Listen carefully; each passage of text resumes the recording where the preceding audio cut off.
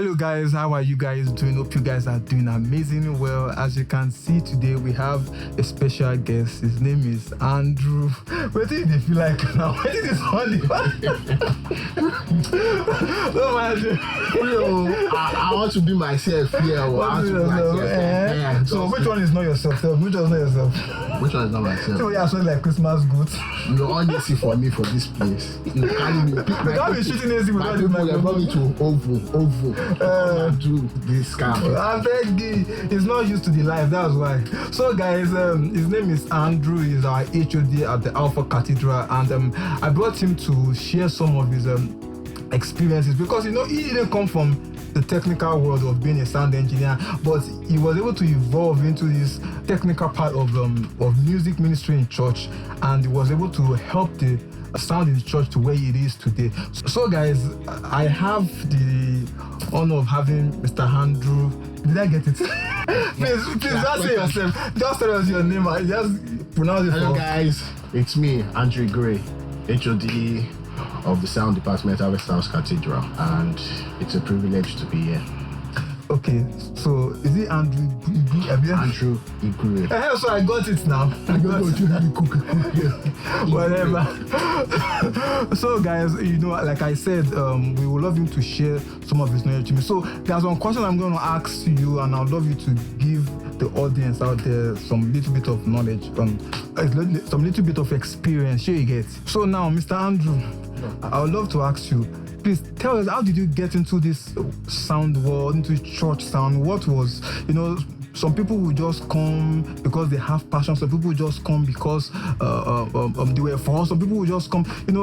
Tell us what was the origin, the genesis. Yes, that's right. That's a hard question, because apparently after academy in church, in fact I filled sanctuary. That's my Can you imagine? option. In fact, I started cleaning. I said, I will clean this church till I die. So you can't clean my house for me. People are going to leave this place. The bad guy, don't mind. So actually, I don't know what happened, but over time I was getting interested in the sound. How is it working? How is it happening? I started getting this anxiety. I wanted to know what's happening. How does it work? Curious. I was curious about it.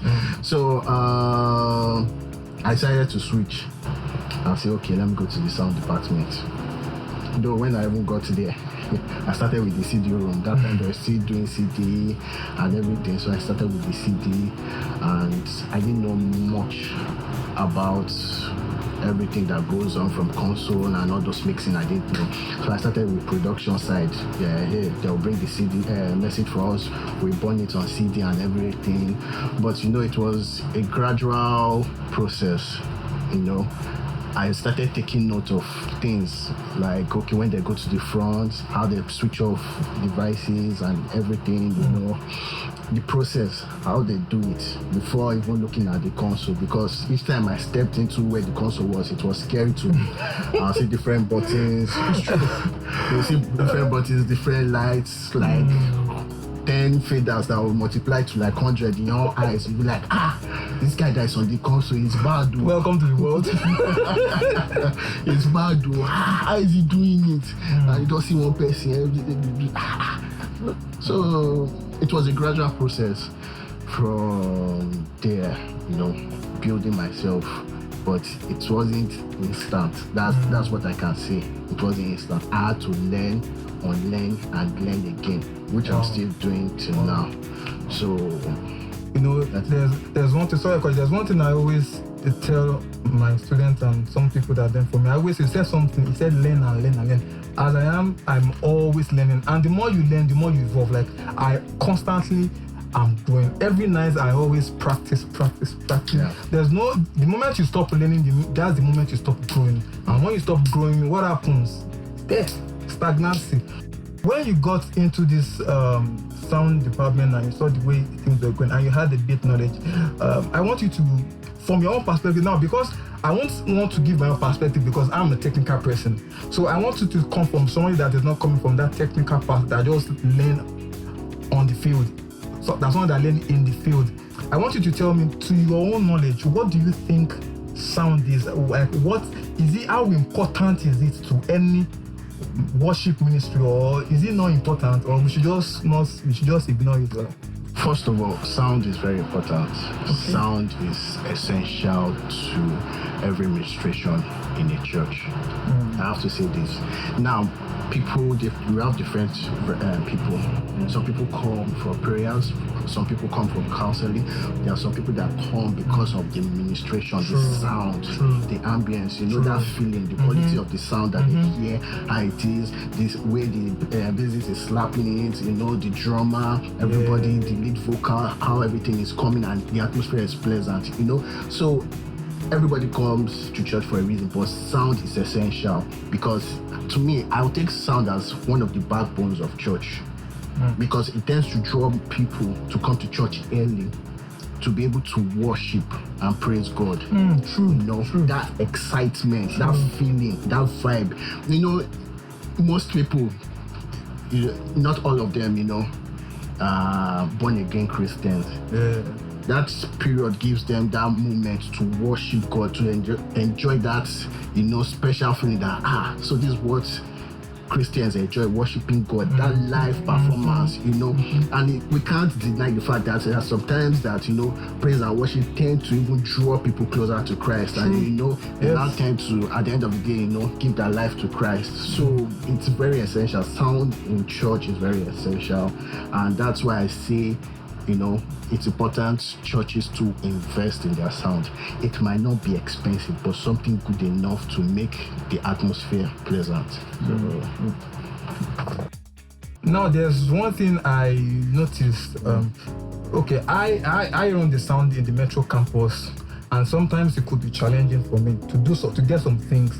But I noticed that it seems that you people are the chairman, so there's a way and procedure and plan. That there are strategies in which you face challenges when you want to acquire something in church. Maybe you want to buy this, you want to buy that. Some people don't. And okay. So I was talking to one of our pastors in our church on a particular day, and he said something, because I was a little bit tense, or I was worried when we want to buy some things and I don't get result, and I like, let's do this, and I don't get result.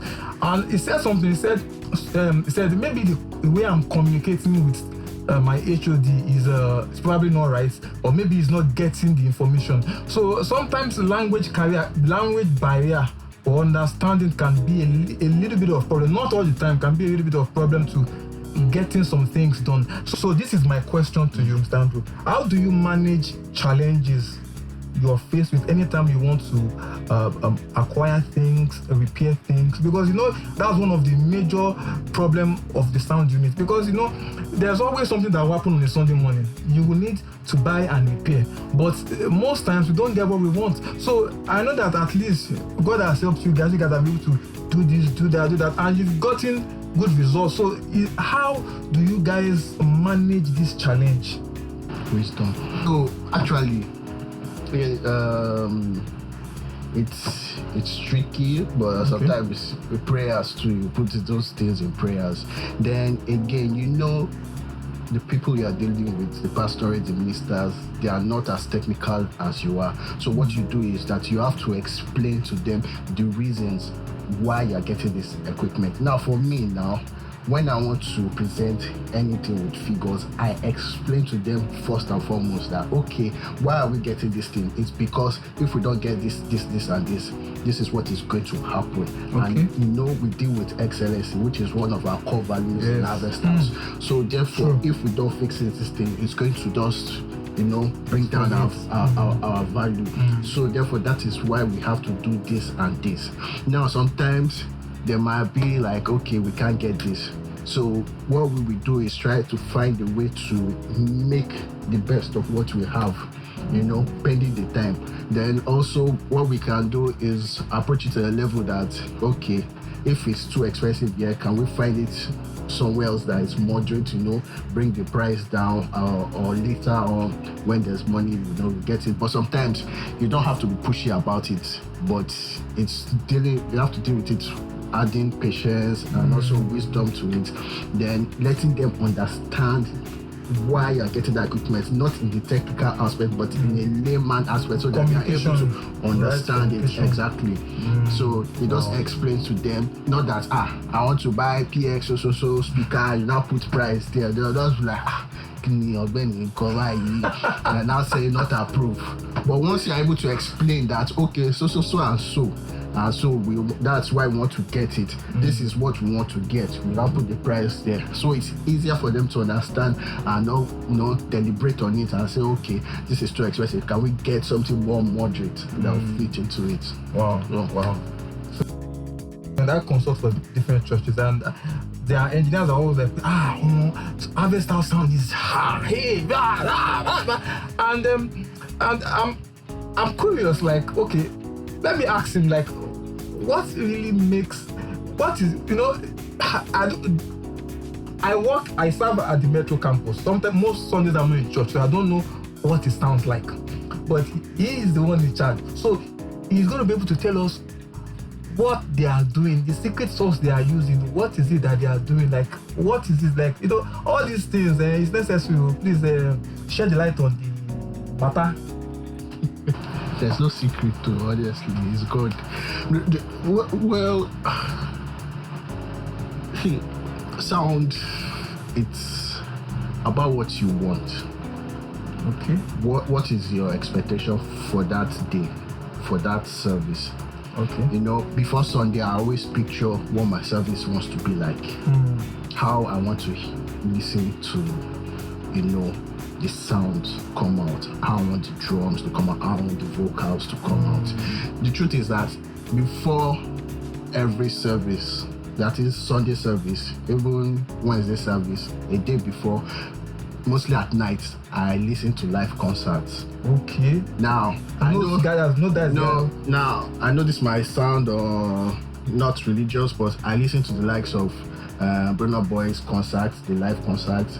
I know different Wizkid, Now, it's not about listening to their lyrics, it's the ambience, the atmosphere, the sound, the way they sing, how the vocal sounds in balance. Exactly, in a wild space, since we were almost using that kind of space, okay, so that you are able to replicate that kind of thing in the service that will make it pleasant for people to enjoy. And also, we also have the teamwork to, you can't do everything by yourself. True. There has to be the teamwork in it. And this also the sound crew working with choir too. Now, what we do now in choir is that we have rehearsals. Okay. After each song, praise and worship, I come on stage. Did you hear yourself? What was missing? I tell them that, okay, this is what you did wrong. You shouted directly to the mic. You're supposed to have taken it off at a particular level there and then, I feel this, then I ask them what was the problem. They'll say this was loud, they could not hear themselves. So with that, we're already preparing for service. Then even in service, after first service, we analyze, okay, what went wrong. I tell them what they did wrong, and they'll tell me what they felt they could not hear. Maybe the loop was too loud, or one backup could not hear themselves, or the other, or I felt that someone was singing off key, and I tell the person that, see, if you don't know the song, drop your hair, all those kind of things and everything. Or just tune out. So it's that, but I think the secret to it is preparation. I always have the mindset of excellency.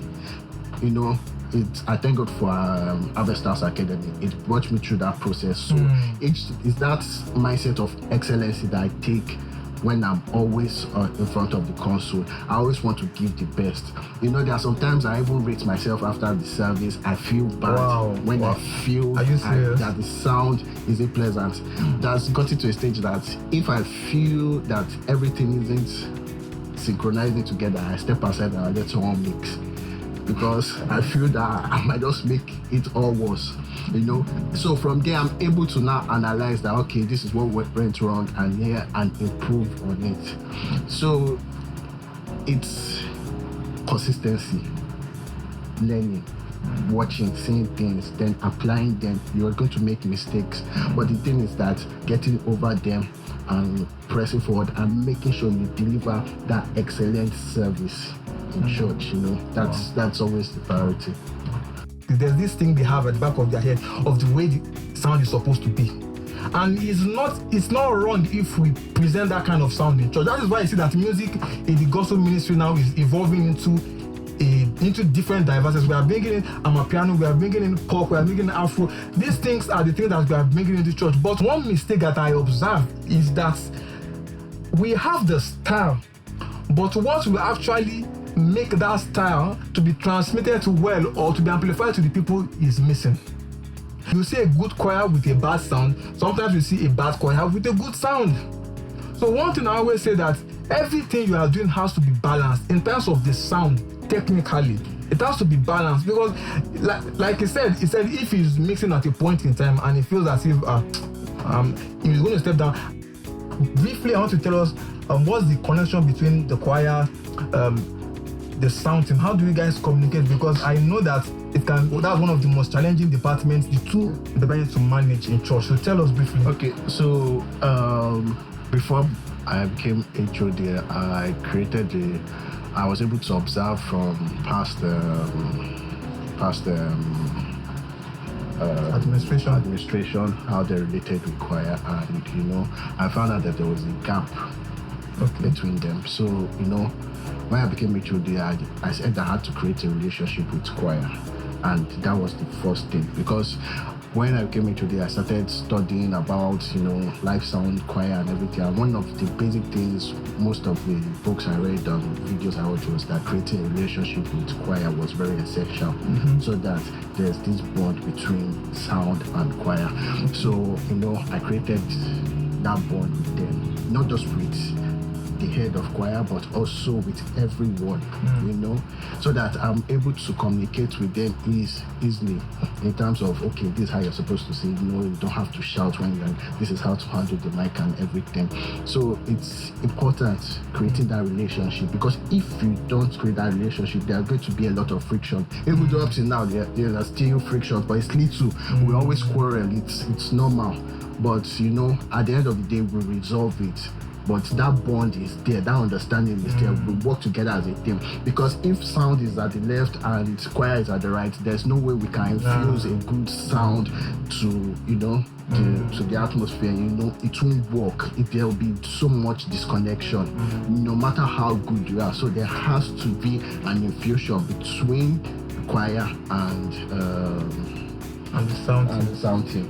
Okay. You know? So guys, thank you very much. As you can see, we've been able to, at least the little we've been able to discuss, at least this should be able to help you to, but if you need further more information, you can always contact us. You can always contact him, having Stars Christian Center. That's our church. Contact him. Come and give us jobs. So anyhow, Shad, thank you so much for your time. Stay blessed. God bless you. I love you.